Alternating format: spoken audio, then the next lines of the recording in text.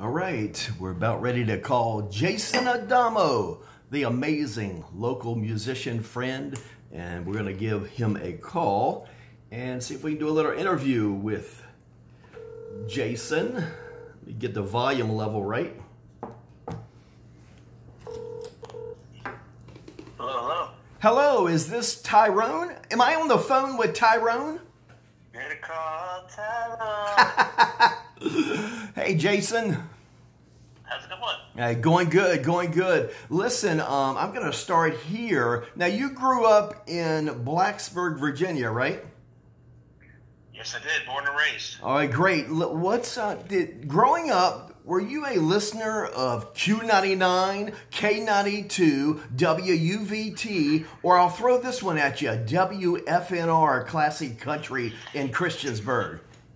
You know, I did. I listened to K92, Rock 105, and definitely Move It, WUVT.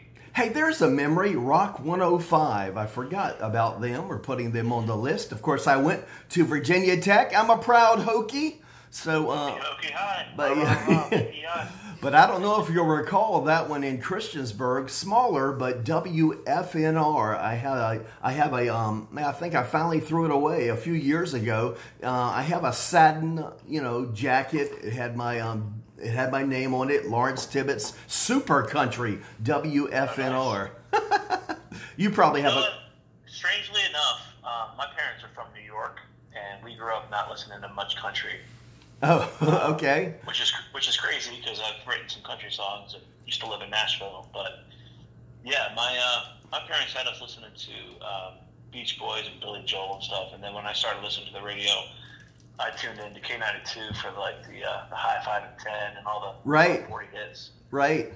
When I got a little bit older, I started listening to Rock 105, and then even older, I started listening to Move It. Yes. WUVT, and I started trying to get my music played on WUVT, which was cool to finally hear one of my songs on college radio. Oh, yes. And, well, you would imagine being a Hokie and my radio background, I was at WUVT for, I think, 3 years, and actually my 4th year with student teaching in Roanoke, actually started working part-time for K92, promotional staff for K92, and that's cool. Anybody in radio across Virginia, North Carolina, or across the East Coast would be privileged enough to mention K92, a big signal, and probably paid their promotional staff even what some DJs don't make now. So we're talking 30 years later, just in terms of some DJs or DJs in general not making a lot of money unless you're in a major voice in a major market. But yeah, so that was a good stint, and did some board work and on air for the weekends occasionally. Occasionally. Hey, so glad you're talking with us tonight. An interview, a short interview, and why wouldn't we want to catch up a little bit with Jason? And but let's go ahead and let's get one of the reasons. Obviously, you have shared along the way, Jason, but I don't think you'll mind sharing again. Maybe you'll educate us a little bit. But you've had some things going on personally in terms of your health, in terms of what you're hopefully looking forward to in getting progression and getting better. Can you update us or maybe give us a little bit of that background, Jason? My publicist said we would not be talking about that, actually. No, I'm just kidding. I'm on a journey to a kidney transplant. Okay. 2011, I was diagnosed with polycystic kidney disease, and it's a slow progression of your kidneys deteriorating due to the amount of cysts that grow on your kidneys. Okay. I highly recommend not Googling images of polycystic kidney disease. Thanks. So my kidneys are about roughly the size of a football, or like a small football, on each side of my abdomen because of the cysts that grow on them. And over the years, the function just decreases to the point where you need a transplant. Okay. So, I started going to Duke Hospital 3 years ago to see a specialist, a nephrologist there. And about, I want to say 6 months ago, he told me that within a year or two, I'll most likely need a transplant. So I went to Duke a couple months ago for think it was a couple months ago now, for the complete all-day event where they do a bunch of tests on me. Right. Take a bunch of classes about what to expect with a transplant, et cetera. So it's a bit frightening, but I have a very strong circle of friends and family around me, and I have, luckily I'm one of 5 kids in the ADAMO household growing up. Right. And a few of my siblings and a couple of cousins have already offered to get tested to see if they can be a match for me. Oh, wow. Wow. Nice. Yeah. Makes sense. And, yeah, definitely. And you've been sharing along the way, pandemic, some of that, but it's added some extra precaution just in terms of the pandemic and how you might come back out in the sprinkle as far as being an active local musician.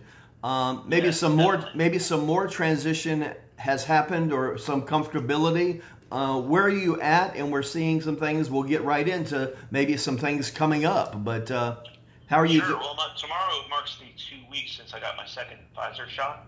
Okay. Vaccine shot. So tomorrow I'll be celebrating 2 weeks since that shot, and I'm not yet ready to start playing indoors yet. I'm still shying away from that until we get this whole COVID thing wrapped up.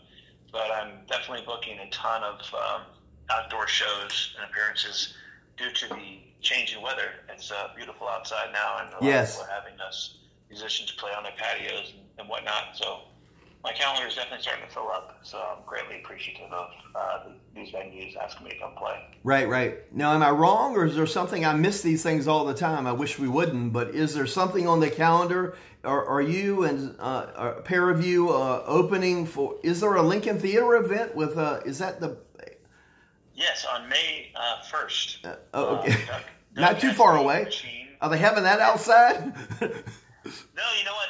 If you go to Lincoln Theater's website, they list all of the precautions they're taking. Okay. There's going to be tables in the Lincoln Theater now. Awesome. For the time being, everybody has to have their mask on when they're not consuming alcohol. Okay. So right. Whenever you take a sip, you have to take your mask off and then put it right back on. And I think, based on what I read on the website, I think they're going to be very strict about that. And there's definitely going to be a limited amount of tickets. Well, it's already sold out, but there was a limited amount of tickets released for the show, right? Because of the capacity issues. And let's get that right. That's your opening, or you'll give that again. The Breakfast Club. The Breakfast Club. One of the best 80s tribute bands around on the East Coast, and will be great to Doug Cassino and I will be playing as a duo this time, not the full band. Right. It'll be a little bit more laid back of an opening set, and they're going to come on after us and rock the tables.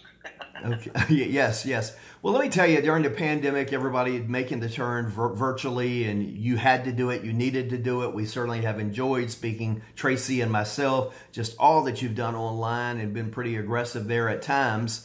And again, I would imagine, or I've talked to different musicians, and that has had some success.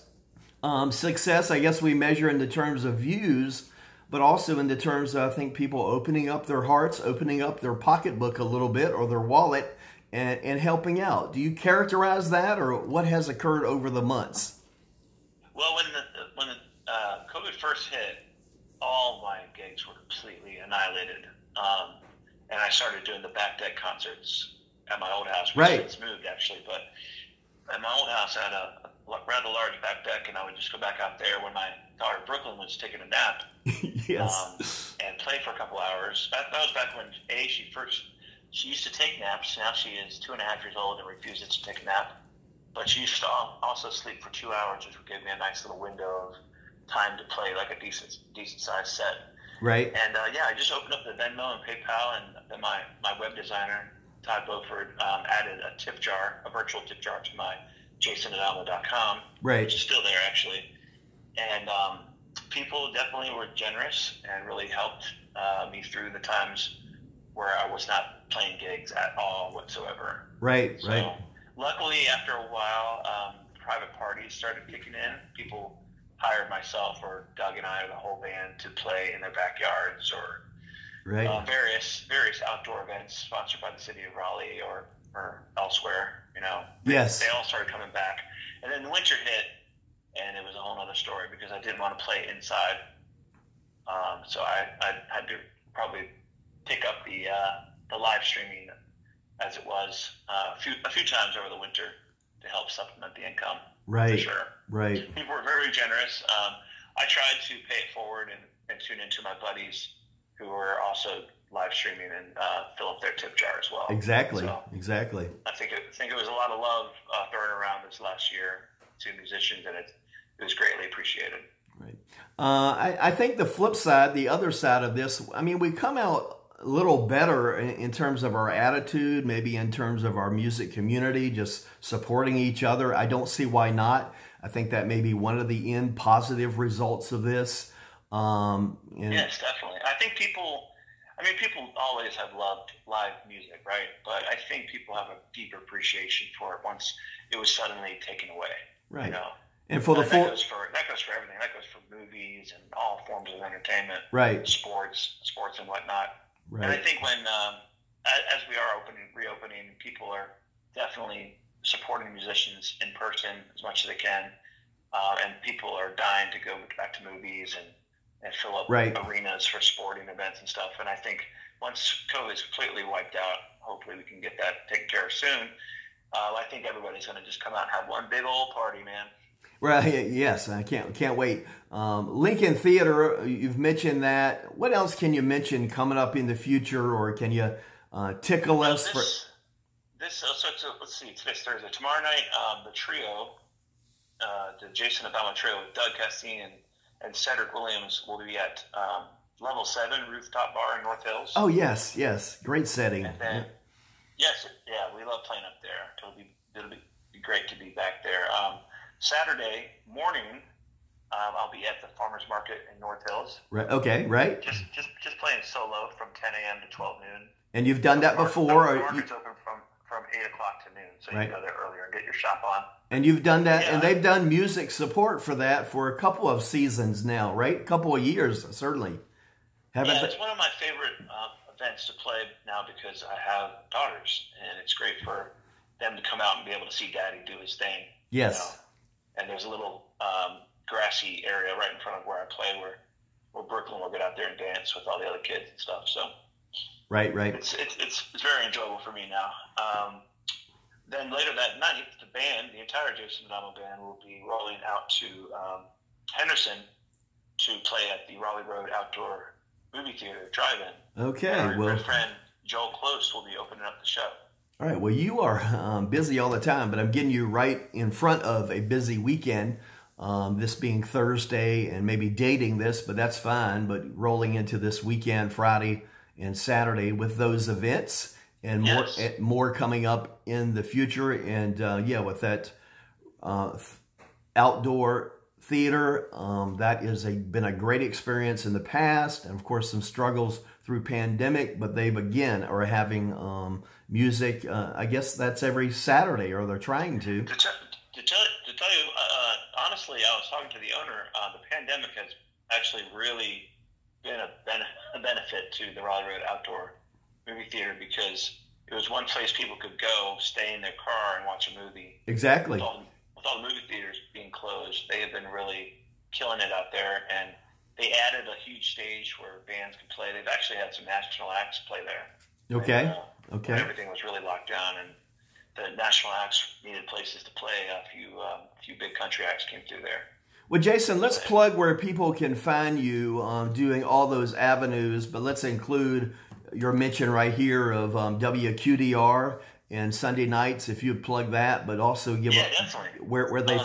Sunday nights, I was just about to announce on my Facebook page. Every week I put a list of the artists that that will be featured on my Sunday night homegrown Carolina country show on QDR 94.7 FM. It's on Sunday nights from 9 to 9:30, right after the Pinecone Bluegrass 3-hour show. My little half-hour shows after that, and I try to give a platform to North Carolina artists that are on the rise or people who have already made it in the country music world. Right. So sometimes we'll play, Parmalee or Scotty McCreery, but most of the time we'll play people who you might not have heard of just yet, who are either based here in North Carolina or have roots to North Carolina. Right. have made the move to Nashville or whatnot. So and it would be it's a lot of fun. It's coming up on 2 years that I've hosted the show, which is crazy. It would be true of QDR, Hot Country. Some of those are crossover. Some of that's some crossover to some other stations, possibly. Well, Scotty McCurry, whatever. But it's certainly the origin country. But I would imagine some are crossing over where needed and where they get blessed that they can play their songs, right? Yeah, definitely. Some of the artists that I play on my show, it's almost borderline pop, or it could be on various different channels, right. Radio stations. Yeah. It's some very talented people here in North Carolina. It's awesome to be able to give them a voice and have people hear their music. Right, and their voice is starting with you. I think through email, or you're gaining insight through social media. But they're reaching out to you. I think you're open to that, right? They're reaching out to you. Definitely. People add me on Facebook and they message me, or on the show I announced the website is 947qdr.com, and you can head on over there and click on Homegrown Carolina Country, and there's a submit button you can click on, and it goes right to my inbox. Right. And if you send me some radio-ready MP3s, I'll give it a listen, and if I like what I hear, I'll put it on the show. I say that in every show, so it just kind of rolls off the tongue now. But yeah, it's great hearing new music almost every week in my email inbox. Yes. Plug it, Jason Adamo, Facebook. What are the other sources for you? So I'm at facebook.com/Jason Adamo. My band page is Jason Adamo Band. Then the Instagram, which has been fun recently, I've been doing Wanye Morris's Instagram singing competition from BOYZ II Men. My Instagram is Jason Adamo Music, and kind of stumbled upon that singing competition. And my Instagram has been a home away from home for me recently. I've been on there a lot, going live and singing over there, and doing his One Wednesday talent show every Wednesday night. Last night was the semifinals, and I unfortunately have come to the end of the road. And I'm not going on to the finals, unfortunately, but there's 11 really talented, amazingly talented singers that are going to be competing in the finals next Wednesday. That's been a real trip to be a part of. I kind of stumbled by accident into that. Well, thank you. My busy day, or thinking about this, I thought about that, but might have slipped me. But I saw the post today, or what was yesterday, or part of that ongoing contest. And but no, congratulations on that far, and thanks, man. Good experience. It's been crazy singing for one of my idols growing up. I idolized BOYZ II Men, even though they're only a few years older than me. When I was in high school, they were already cranking out platinum records. Right. So it's been a trip, and it's fun to be able to call Wanye and his wife Amber, friends now. Yes. And I think that Wanye kind of hinted towards a collaboration in the works between he and I. So. Oh man! We'll see if we can't write a song together sometime soon. Awesome, Jason. Jason, I want to thank you for this little chat with us, Bands and Clubs of the Triangle. Can you believe it? It's our 10th year of supporting. I know, man. It's our 10th year of supporting local music. I saw that. That's amazing. Congratulations again. Thank you so much. I really appreciate all you guys do for us musicians and bands around here, and just know that it is greatly appreciated. Well, thank you as always. You're so generous all the time with comments such as that. But yeah, our 10th year, pandemic in the midst of all of it, but getting out of it on the better side, 2021. And you can imagine our ambassadors, our volunteers, by different means, they haven't been as available, but we've tried to be hanging in there with the sprinkle, and been out with some pictures and videos, and still trying to be constant for what we do. Actually putting the video up, and we'll load it shortly. But no, thank you, Jason. Let's get into a busy Friday and weekend. Thank you for the update about what's going on personally as you reach towards the goal of probably a new kidney. And we wish you well, and prayers there. And we've enjoyed following you as a musician, a dad, and all that you share in just social media about. We shared a picture for this. I grabbed one. Hope you didn't mind. I grabbed a picture you shared. You were entertaining right in the car, trying to keep one asleep. So I understand. Well, I was more so shushing my 2.5-year-old the whole time because my 3-month-old Chloe was trying to sleep, and Brooklyn had her headphones on with her little pad. Of course. She was just laughing hysterically at whatever she was watching. And I was like, Brooklyn, your sister's trying to sleep. Now, shh. But yeah, it's an amazing trip to be on as a dad of two beautiful girls, man. It's awesome. Well, listen, thank you very much, Jason. We'll talk to you real soon, but we appreciate it. And let's get into Friday. Thank you, LTTL. Appreciate you guys. Thank you.